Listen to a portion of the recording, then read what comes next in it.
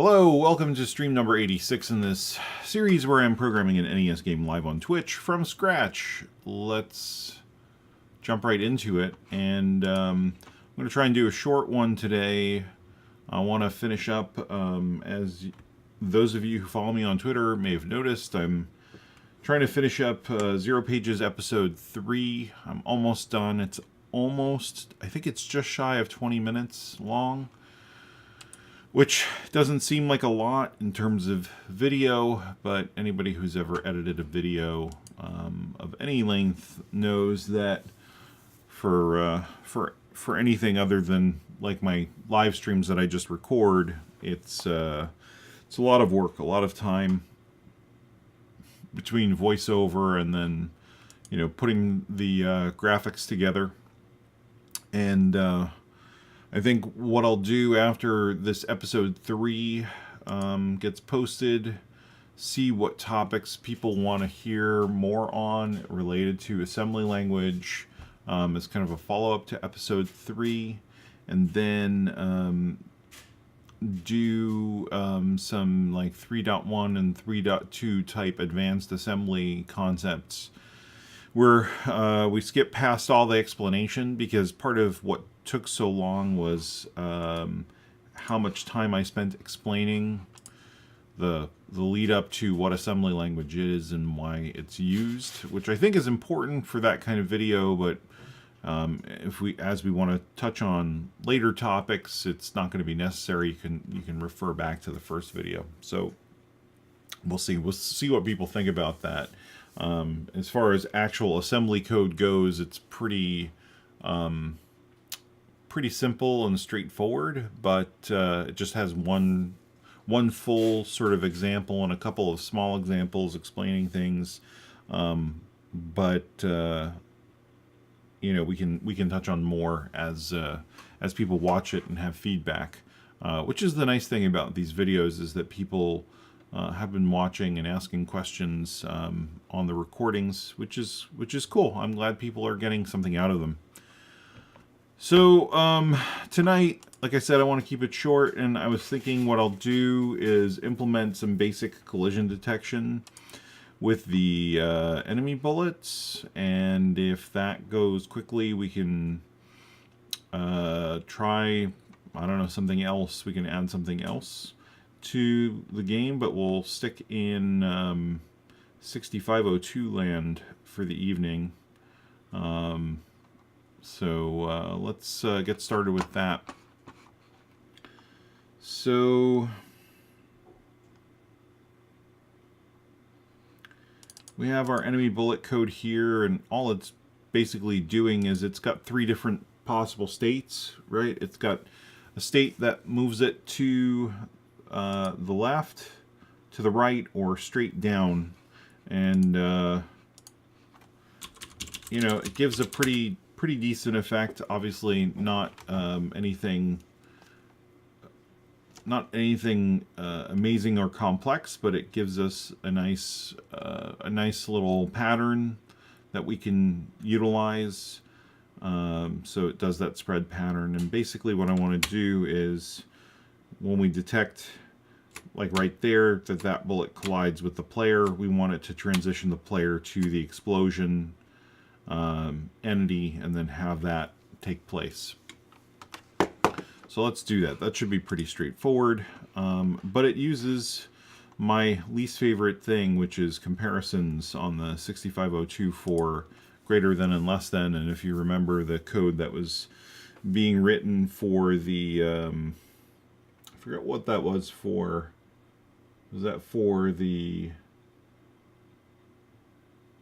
bullet collision or something earlier on? Probably about 40 streams ago now, I was implementing the collisions and checking for greater than or less than, and I don't know that it's going to get any easier. And I know that people have said that they've implemented, like Derek from Gradual Games has said that he has implemented macros for checking checking greater than or less than relationships. We may want to do that, but let's start with So part of the Zero Pages episode 3, I linked to some of the resources that I've been using pretty regularly, including things like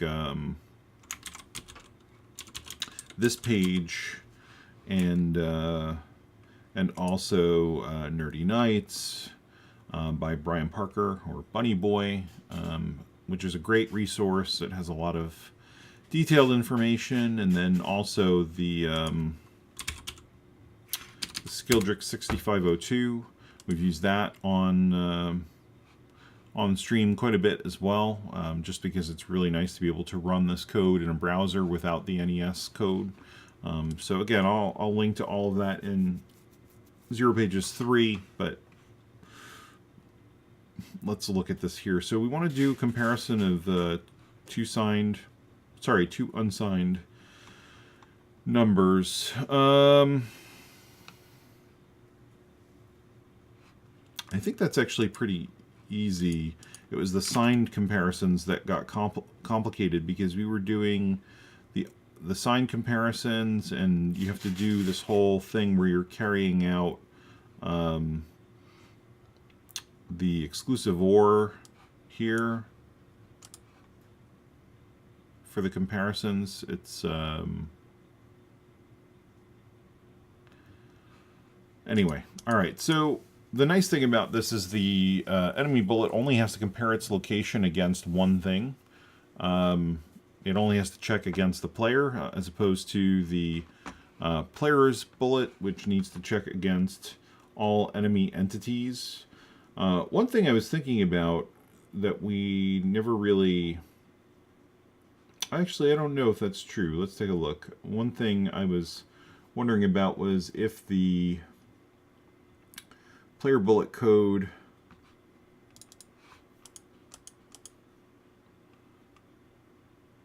so let's see, get the Y position. Oh, it's calling check bullet collision, which let's see if that's, yeah, so this is looking at the good thing is it's only checking the enemy types, which is what it's supposed to. It's not looking at every entity that we have currently live in the system. Obviously, it doesn't need to check against the player itself or other things like other bullets. So similarly, the enemy bullet, in this case, it just has the one, which is the entity for the player, which is at location 0. About the only thing we need to do is we just want to make sure that the entity type at that location is still the player, that it hasn't transitioned over to explosion, or that the player is dead at entity 0. Entity type 0, I mean. So let's see. So after we're here, we can process branch vehicle bullet straight and jump enemy bullet done. Okay, cool. So it's good that I did this, and I guess I was anticipating that we'd have some other logic here before we went to complete the enemy entity processing. So what we want to do is we want to load A with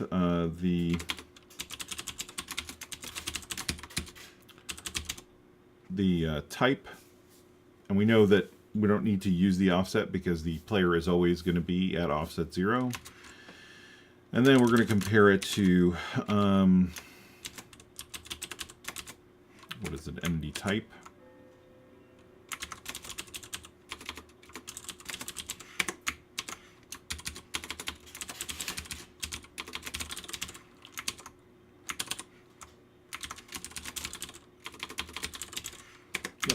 All right, so we're comparing it against that, and then branch not equal to skip player collision check, and that's skip player. So if it's not a player, then just skip. And now what we want to do is check the position of the bullet against the position of the player's bounding box. And now one thing we didn't do, let's see, if I remember right, the player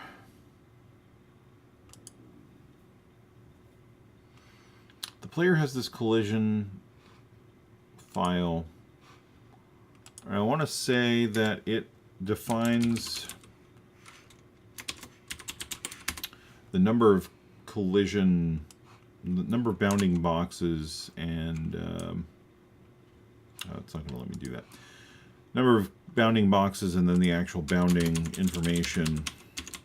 And the reason that I had done that was because I wanted to allow us to be able to support multiple bounding boxes for the player.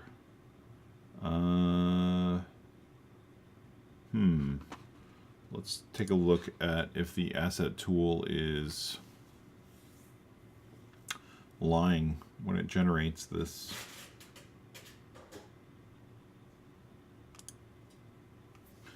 I don't think it's actually, unless that's the, that doesn't seem right.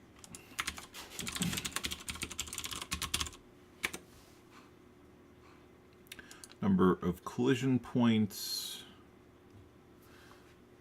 and then, oh, that's the collision points, not the bounding box. Do we export the bounding box?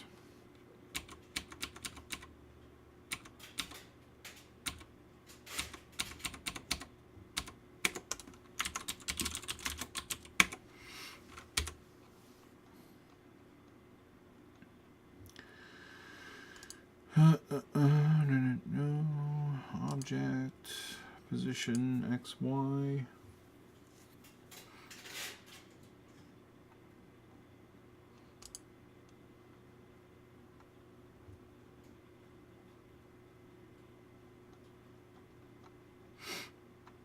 Doesn't look like it so far.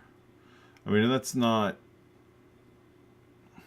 a problem for what we're going to do tonight. We can get away with it by just assuming the width and height of the player, and obviously the collision will be awful, but it'll be a good starting implementation that we can then refine. Yeah, so we're not exporting the player bounding box anywhere, or any of the sprite bounding box information anywhere, which, to be fair, I mean, it doesn't really... I'm wondering, for the enemies, does it matter?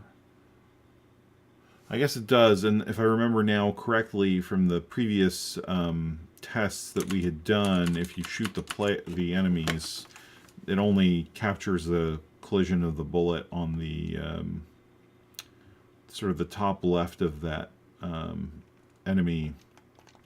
Yeah, so if you shoot the enemy at the top left, then it dies. That would be actually a fun thing to implement too, is the explosions for the enemies. We can do that too when we're done with the player. But yeah, let's hardcode the bounding box for the player right now so that we're not spending a lot of time changing the export from the asset tool tonight. Let's just get this working. So, alright, so what we want to do, we want to compare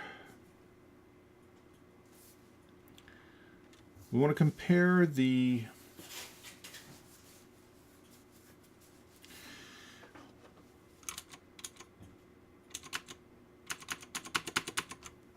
if we've got the player here,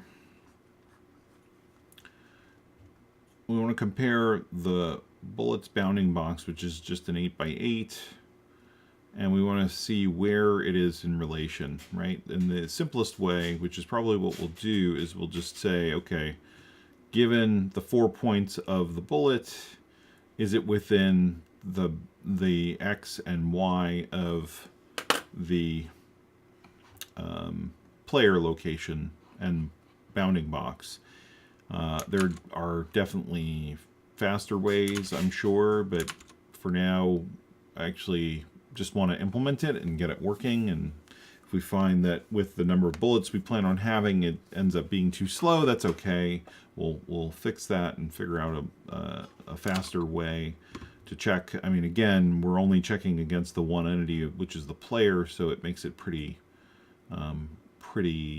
straightforward. It's not like we're checking against all of the objects that we have loaded. All right, so let's start with the player X. So load A with the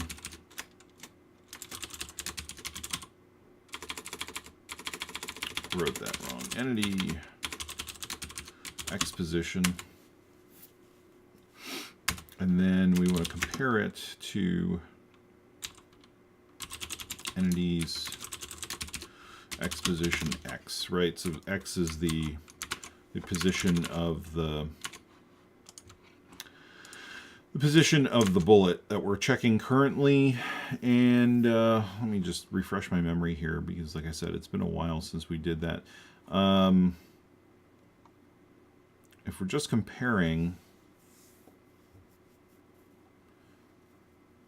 well, we can do two things, right? We can subtract. Well, that's actually the easiest. If we just do a set carry, we do the subtract. If the result is that the carry is clear, then X is greater than the X of the entity is greater than the X of the player, which means that we are at least starting with the possibility that the bullet is somewhere in the range that it could hit the player. We're partitioning off this space, right? If this is the screen, we're saying, okay, the bullet is at least on this side of the player.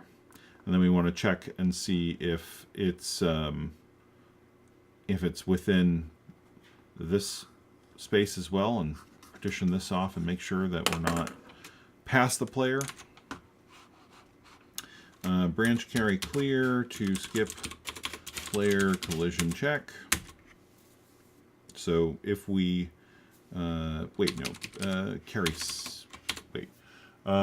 X will be greater, which means the carry will be set if it's past it. No, it will be clear if it's past it. So if the carry is still set, then it was before it, and we're done.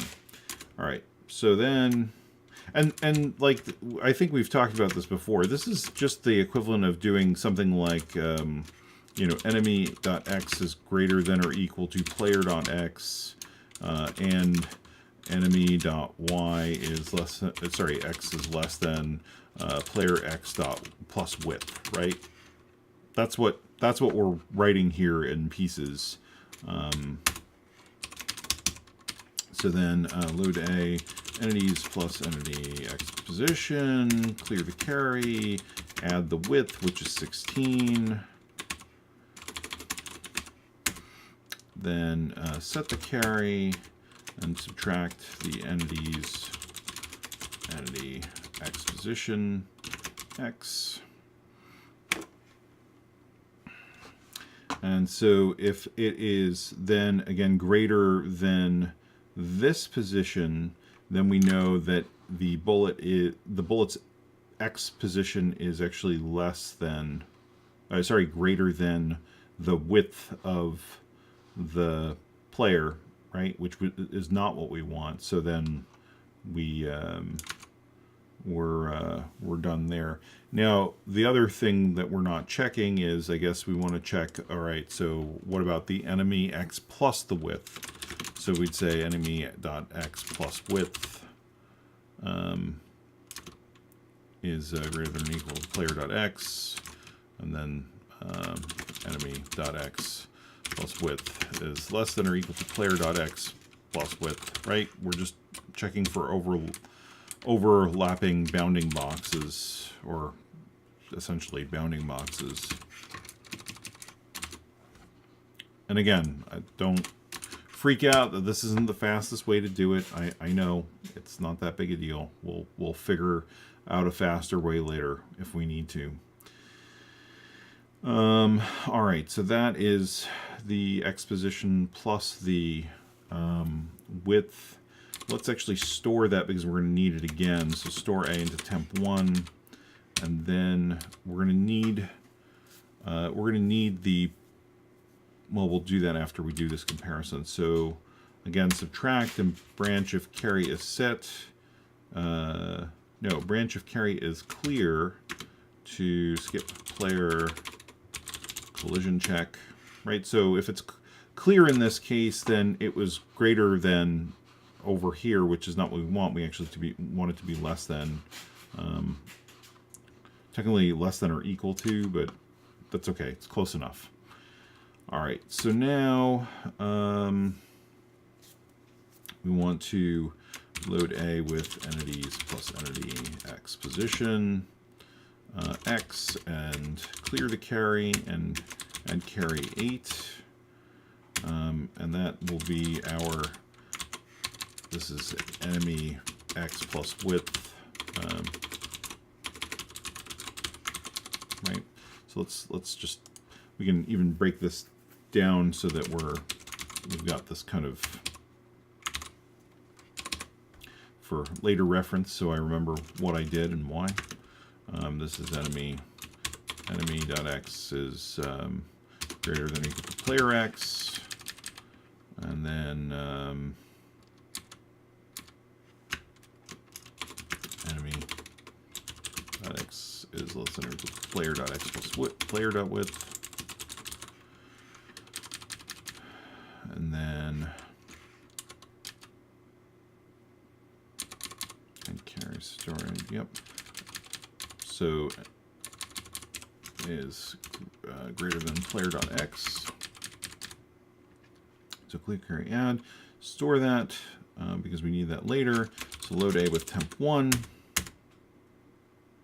Oh, no, load A with entities plus entity X position, and then set carry and subtract temp2, and then branch if carry is set to skip player, right? And then we're going to have to do this with Y also.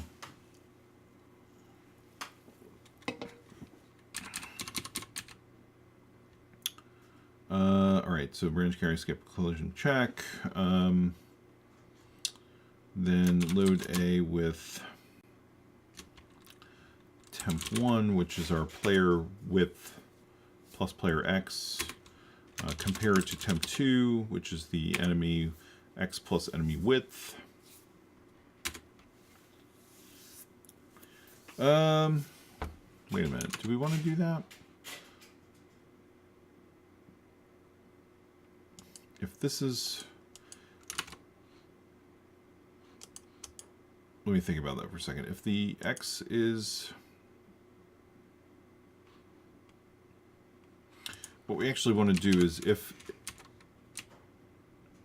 it doesn't have to be wholly contained within it, it either has to be that the left-hand portion or the right-hand portion are in there, right? What we were doing with the, and this is two separate things.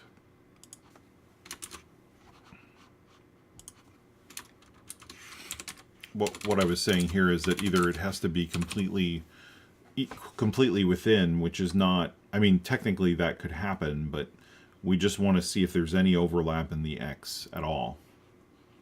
So slight amendment here. So let's see. So if we get here, then we want to say this should be actually check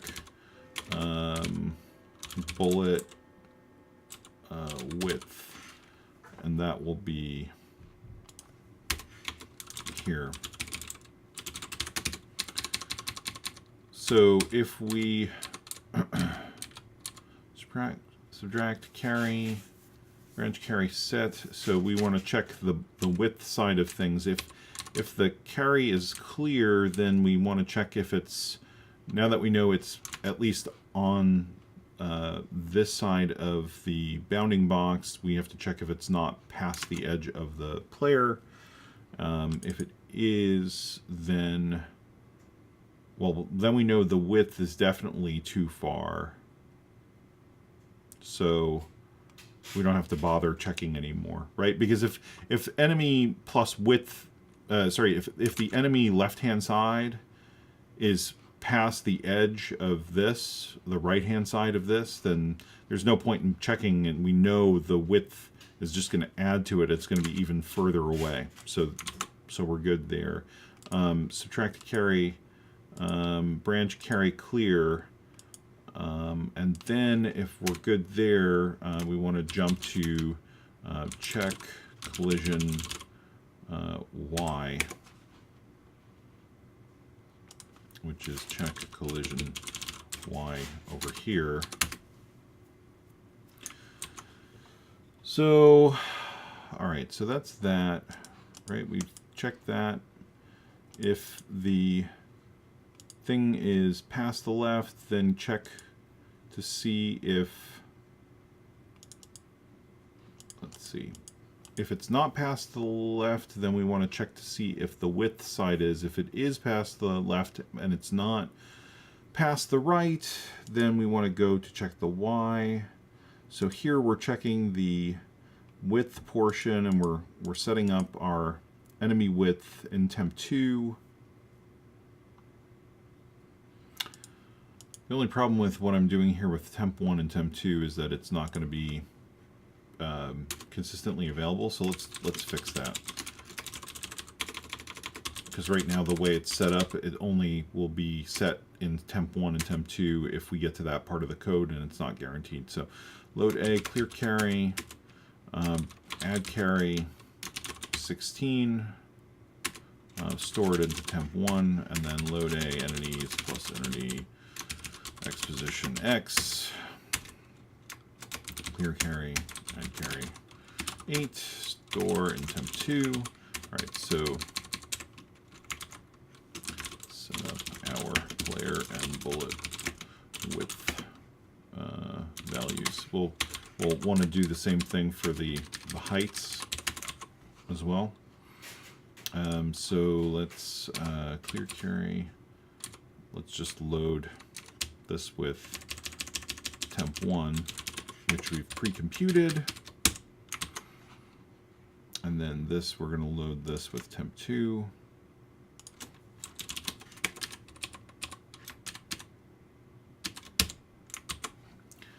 All right, and then load A, compare temp 2.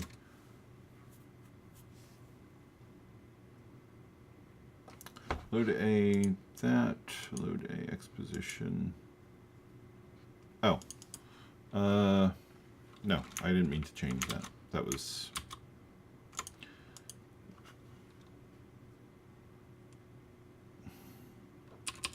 this is just wrong. Load A, sorry. So now we're checking the enemy X plus the width against the player X. So we're loading the player X, we're setting the carry, we're subtracting the enemy X plus width. If it's greater than, carry will be clear, otherwise carry will be set still, which means that the width is, the bullet is somewhere over here, right? Because if the position plus the width is, come on, pen. If the bullet plus the width is over here, then it won't go past that. And so the carry will still be set. So we're going to skip the collision check because we know that that doesn't overlap. Otherwise, we want to load the player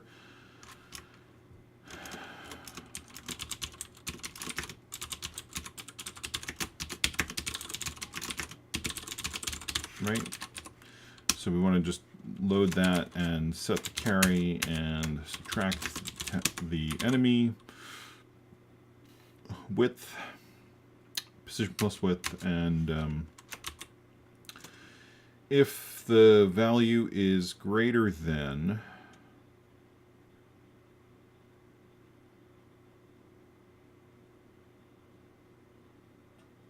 I wonder what condition we would have where that would be true.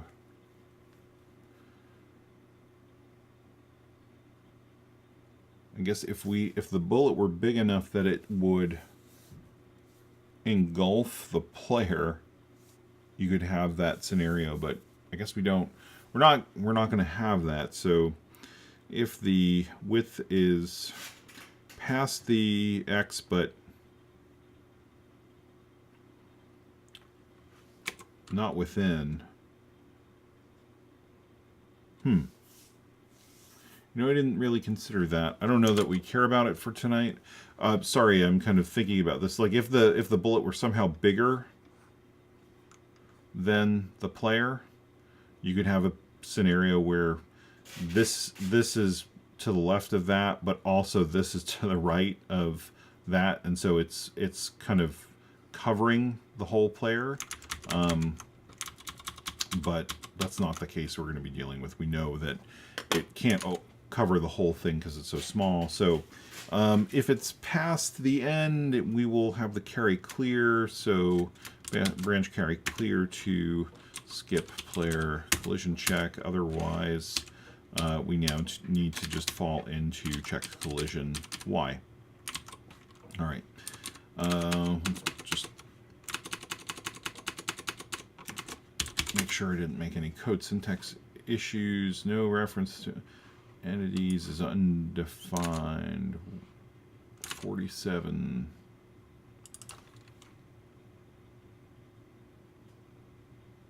Oh, I misspelled it.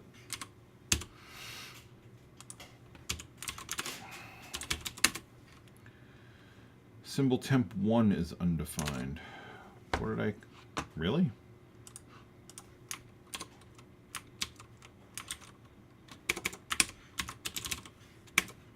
Oh, I just called it temp. Okay. That's the thing about having such long breaks between working on the code. I mean, it's hard enough when you're doing something complex or something reasonably complex, but it's that much harder when you're not doing it every day and a lot of stuff is happening and you forget some of the things that you were doing and the naming that you use and stuff like that. All right, so now let's set up the collision checks for Y the same way, and we'll store the values into temp and temp2 just like we did before. So we're going to load entities Y position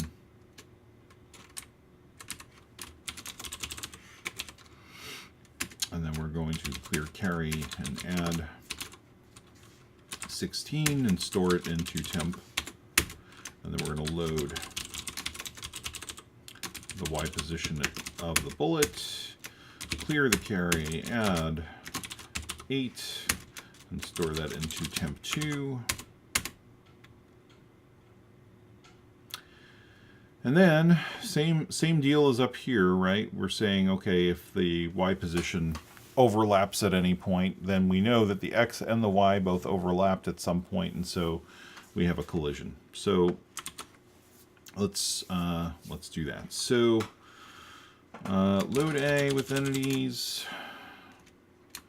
entity Y position, set the carry, subtract entities Y position X, branch if. So now in this case it's let's see, sort of opposite as before. We're saying if the carry is clear, then we're good. If the carry is set, then that is below the player position. So we want to say what did I call it? Check bullet height, because I called the other one check bullet width. And that will be over here. If the carry is set, then we know that the Y position of the bullet is greater than the Y position of the player. And then we want to load A with the entity Y position plus the height. And one thing to keep in mind, this is not going to work at I was going to say this isn't going to work at the extreme corners of the screen. That's true based on the fact that it may roll over, in which, what we can, I'm not sure how we would handle that exactly. We'll just have to handle the math properly in those scenarios. We'll figure that out later. I'm not overly concerned with that right now. Maybe let me put a note here with this. Other than probably being really inefficient, this code also will fail at the extreme sides of the screen on both the X and the Y axis, because we may get a rollover in the comparison. Also, the bounding boxes are hard-coded. So let's, just to make sure that we have a note there to remind me. All right, so now we're checking the Y position of the bullet against the height, the Y position plus the height of the sprite. So load a temp, set carry, subtract entities plus entity, Y position X. That should be an SBC.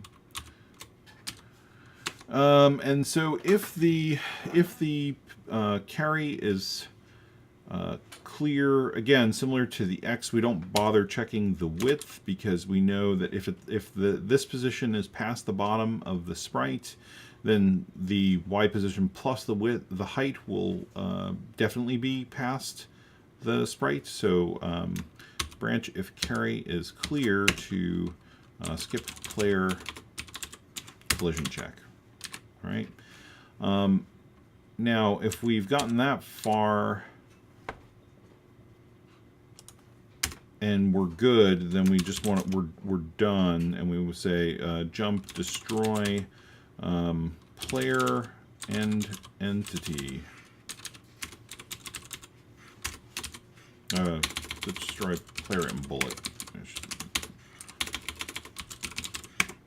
Right, because at that point we know that the position that we're at, the X was within the bounds of the player sprite, and the Y is also within the bounds of this player sprite. So, yeah. All right. If we're here, that's because the top portion of the bullet did not meet the criteria, but the bottom portion may. So let's check that out. So we're going to load, again, the Y position of the player, and then we're going to set our carry, and we're going to subtract temp2, which is the entity plus width, or sorry, entity plus height, the bullet plus height. And let's see, and if that has the carry clear, then it's bigger. So branch carry clear, skip player collision check, we're done. There's nothing else we can do. But if it's not, then we want to load A with temp, set the carry, subtract temp2. And then if that is within the bounding box, sorry, I kind of lost my train of thought here. So load the Y position, load the player Y plus height. If that is, oh no, if it's set, then it's higher up on the screen, which means that we're definitely not colliding. So then we're going to load the player's Y position plus height there. We're going to set the carry. We're going to subtract the bullet position Y plus height. And then if the carry is clear, then we have it's past the end of the player, which means that it didn't collide. So branch carry clear to skip player collision check. In which case we are here now, and basically what I want to do just to start is I want to say, let's just load A.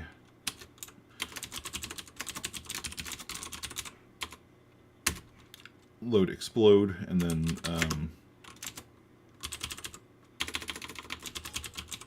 I don't know that this is exactly right, but let's see. I think this will work.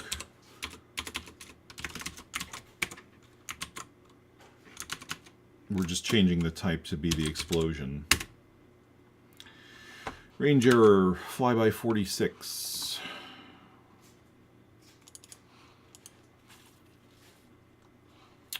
Let's see, what is this trying to do? Branch, okay. Branch if equal to that, otherwise jump to entity complete.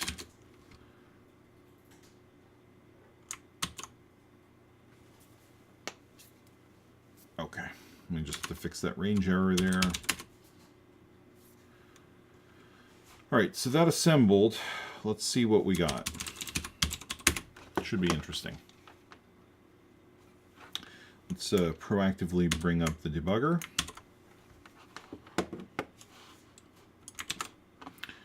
And well, let's run it before anything and see, on the off chance I got it right or close.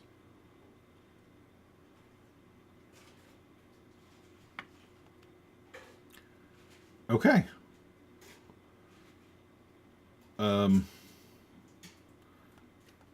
Well, that worked. I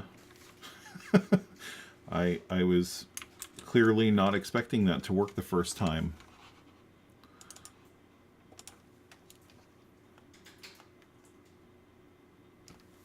I kind of like that the bullet explodes too. That's kind of neat.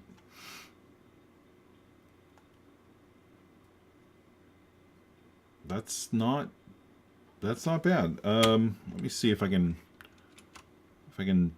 dodge that and make sure that the, oops, I'm having a hard time doing that. Okay, so it didn't incorrectly trigger, and if I backed into it, that also triggered the explosion, so that's good. It didn't seem to slow anything down by adding that. Okay, cool. So let's do a few other things. Let's make it so that instead of just clearing the entity, when we check against the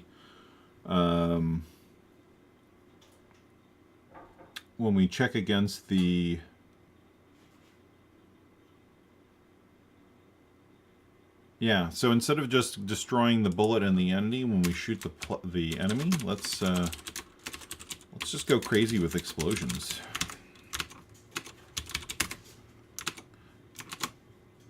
It just kind of makes it feel a lot more fun that way. And we'll want to get varied explosions so that it's not obviously the same thing happening every time. Oh, that didn't work. Did I?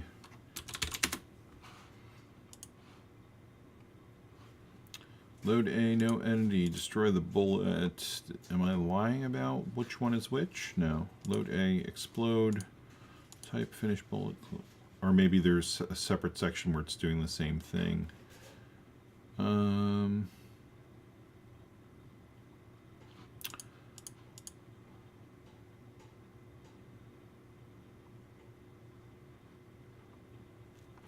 That should be it.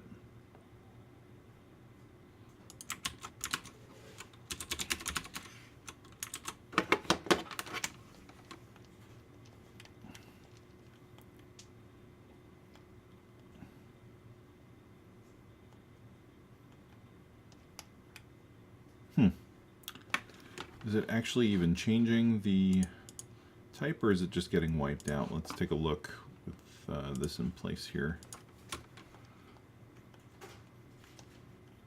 It looks like it's changing the entity type, but I don't actually see it visually processing anything. Oh, you know what it could be? I know what it is. It's we have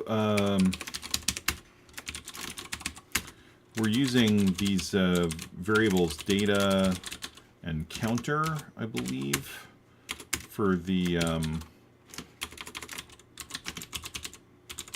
animation to play back.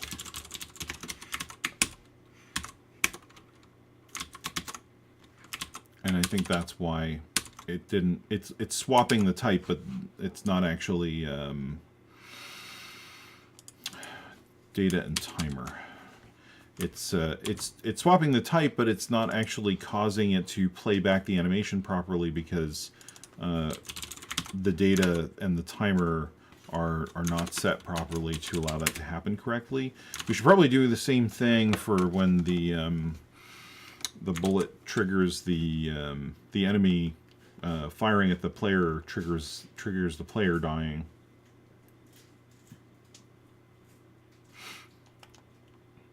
There we go.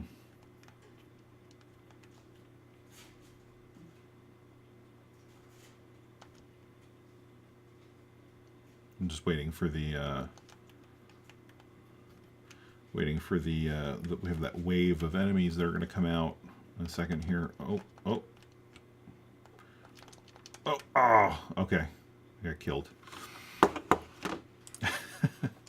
Cool. There's one other thing I wanted to do. Okay, let's fix that. Let's make sure that the type is not the only thing we're setting here, because store A enemies.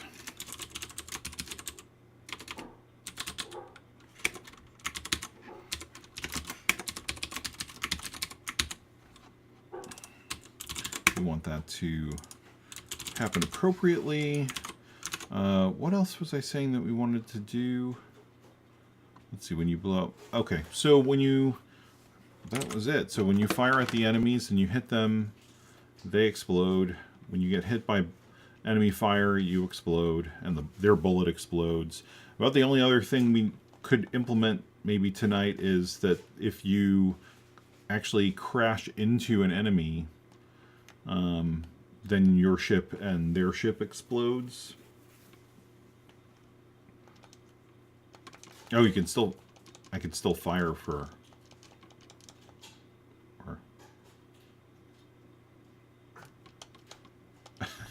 I can still fire for some reason.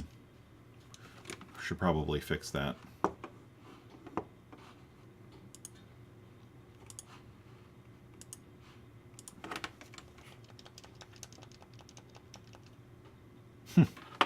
Okay. Well, that's pretty cool. So, let's see now. I wonder if we just want to rip this code out for enemy bullets and make it a generic check player collision call, because for the entities here, the flyby and the medium is essentially the same thing. It's the same logic, right? I mean, essentially at that point, the enemies are just kind of ballistics, which can crash into the player. So maybe we should do that. Maybe that's a simple way. And you know, I've mentioned this before. Subroutines are obviously, or sorry, I shouldn't say obviously.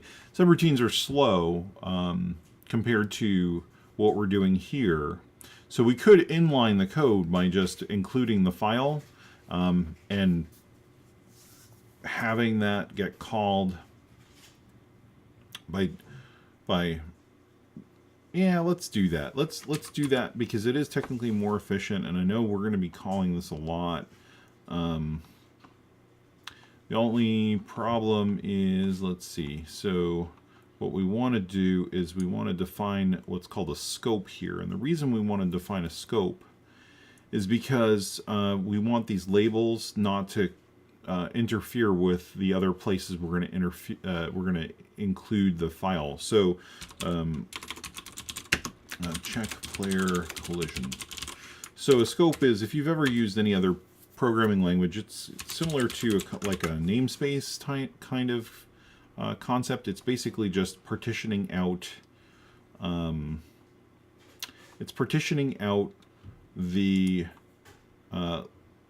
labels that are referenced here and other things that are referenced in the code, and putting them in a sort of a little bubble that the assembler knows is unique, so that you don't have to worry about things like defining enemy bullet right twice, because it knows that it's only going to check within the scope that you've defined here, rather than checking your entire source code. And so if you have, like if I have here,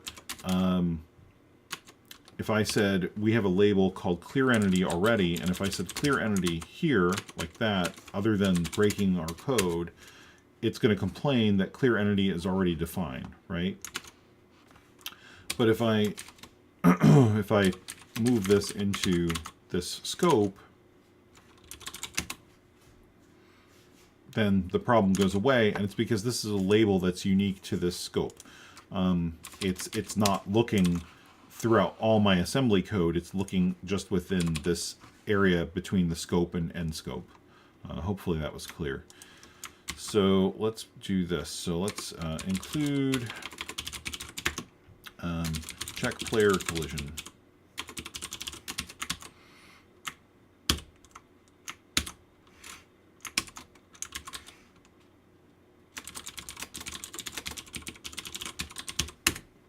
Now, the only problem with what we're doing here is the bounding boxes are hard-coded, which we knew, but now because we're doing this for both the player, the enemy bullets and also the enemy ships, that's more problematic. But again, for the short stream we're doing tonight, I'll take it. Check player collision .asm. Okay, let's restart. Let's make sure that we didn't break anything before we start putting this in for the enemy code. Just make sure that the... Yep, okay, cool. So that still works. And then, in theory, I should be able to...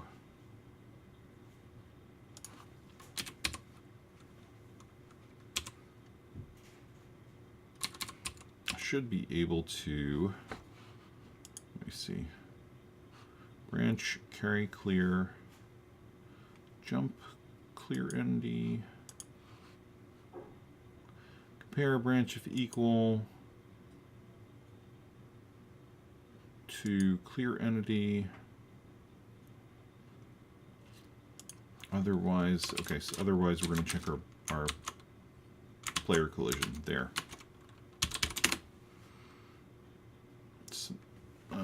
Let's see, what's the problem? Oh, I see. So the scope name has to be unique. Can I wrap a scope in a scope?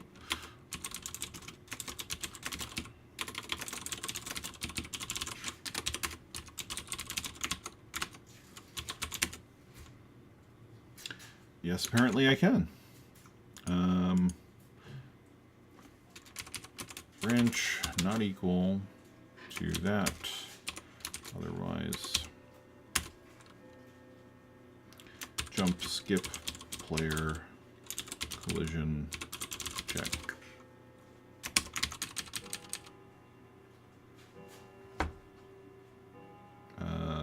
Actually just jump to clear entity.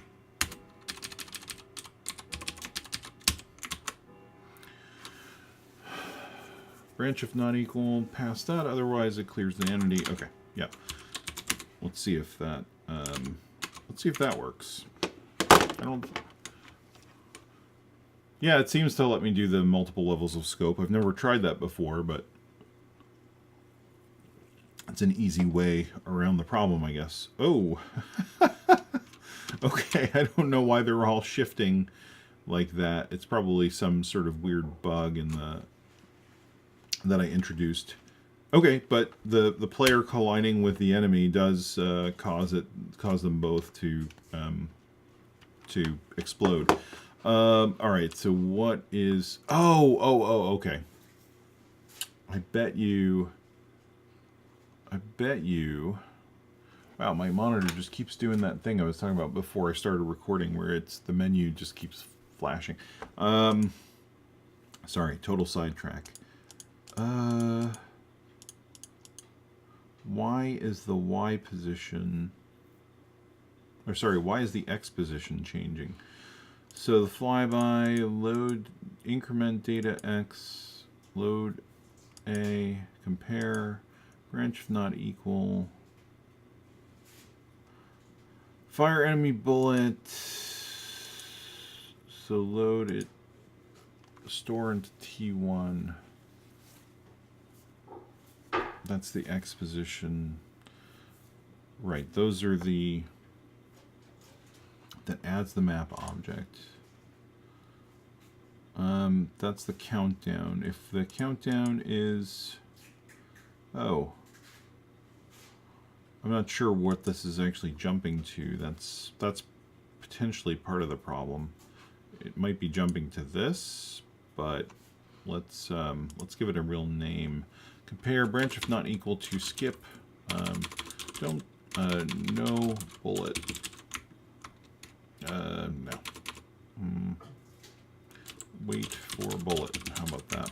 So we're going to wait for the bullet, which, make sure we don't add bullets again.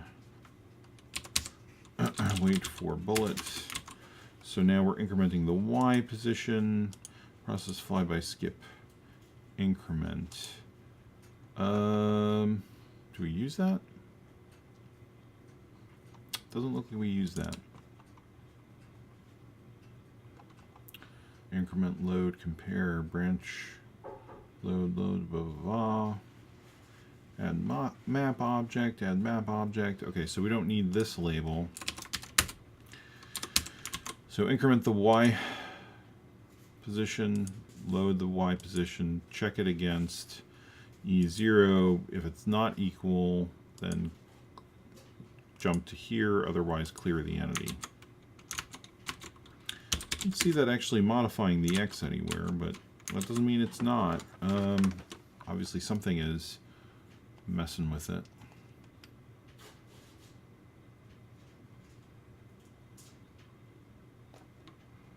Alright, so why would that happen? I gotta get in the habit of pressing escape to pause the emulator and not the game, because then it's when I want to reverse the recording, the recording has to play back through all the paused code.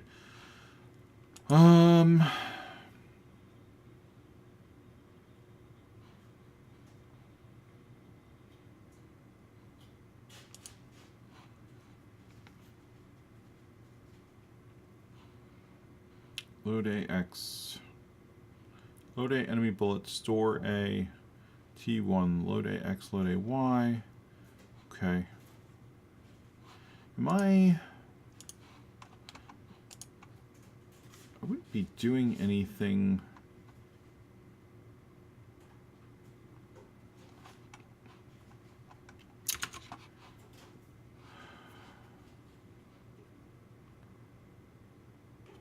Increment. All right, let's take a look at this. So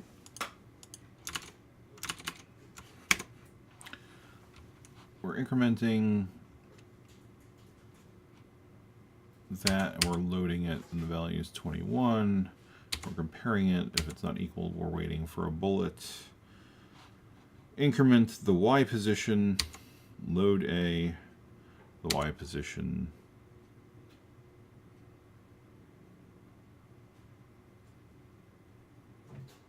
Okay, compare.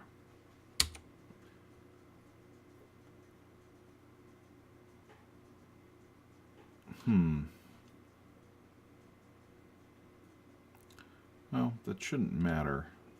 Load A, data. Oh, wait a minute.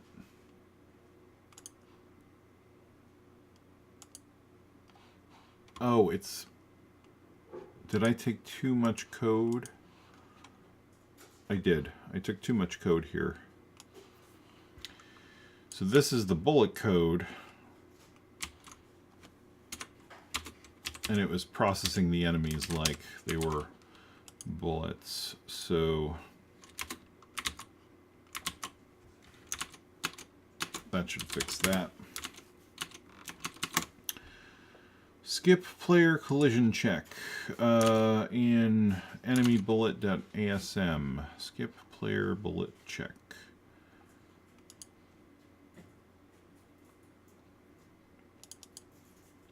Branch if not equal to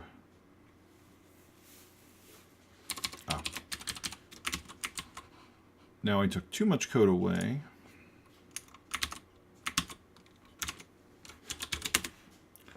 Okay. Let's see. And then we can get rid of these breakpoints. So now it should just fly straight by. You can use scope to assign new name to variable. For example, you could have temp and define a scope inside proc to access it that way. Scope local address equals temp end scope. Oh, that's good to know. I'll have to kind of put lines between statements so it's hard to read. It's potentially useful though,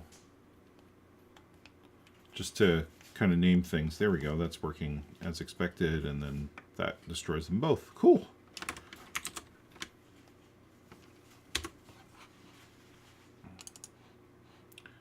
So now we can do, now we've got the core shoot 'em up mechanics going, right? So we can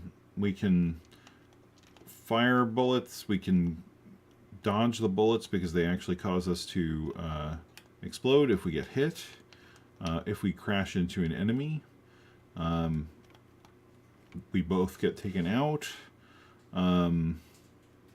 We can collide with the background. Obviously, there's not a whole lot going on in terms of sort of the challenge there, because this is still just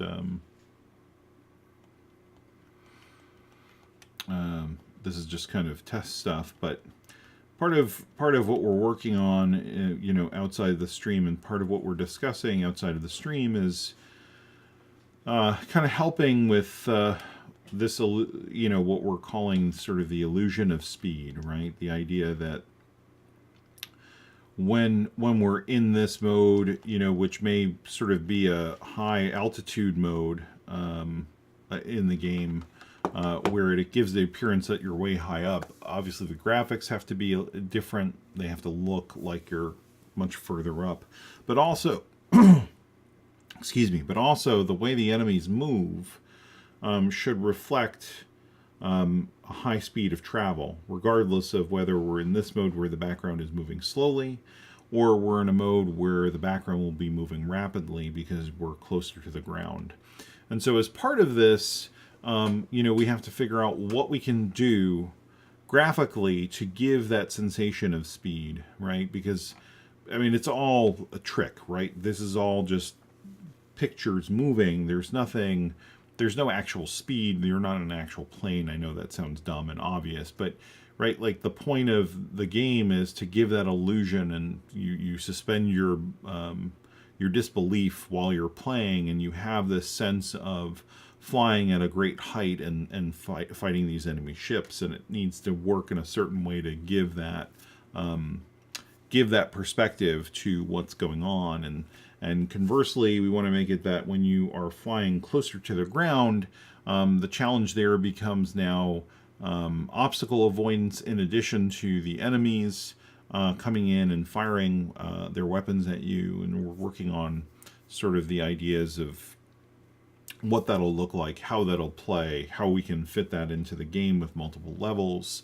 So it's pretty exciting because it means there's there's going to be some variety to how this is played, and it's going to be I think kind of unique. I mean, in thinking about it originally, I didn't necessarily want this to be sort of the traditional bullet hell shooter that people always kind of refer to, but that is part of the challenge of these kinds of games, is the building the skill necessary to avoid all the projectiles on screen. And that's going to be especially challenging on the NES because of the fact that we only have 64 hardware sprites, so we have to see what we can do. In a previous stream, it was mentioned that you could even do something where you render the entities. If you wanted to have more than 64 things on screen at a time, you can actually render half and half, where you're switching back and forth between different entities, giving you the illusion of having 128 items on screen at once. And I don't know that we're going to need to do it, but it was a good suggestion, and something that we can consider as we move forward. So like I said, I wanted to keep this one short. I'd like to kind of wrap up now. We actually got a lot done, and that happened a lot faster than I was anticipating, which is cool, which is great. It's a lot more fun to just fly this around and have these enemies kind of fire at you and have it be meaningful in the context of the game, because now they're not just kind of dummy objects, they actually impact the player. And in the next stream, we'll start doing even more. We'll start incorporating more graphics and talking about how we can fix up some of the things that are still kind of broken, like in terms of the fact that I can still fire the weapon when the player is dead, and that the enemy bullets wrap, and some other things. We can start talking about how we can do some more interesting bullet patterns and bullet motion, and all of those things that sort of come to mind when you're talking about this kind of game.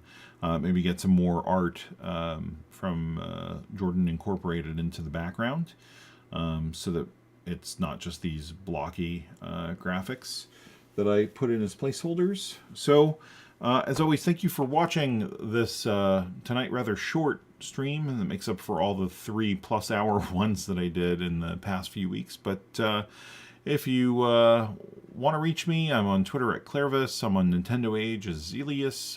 You feel free to email me, or post a comment on the video on YouTube, where I post all these recordings in this series. And I'll see you on Thursday. Have a good night.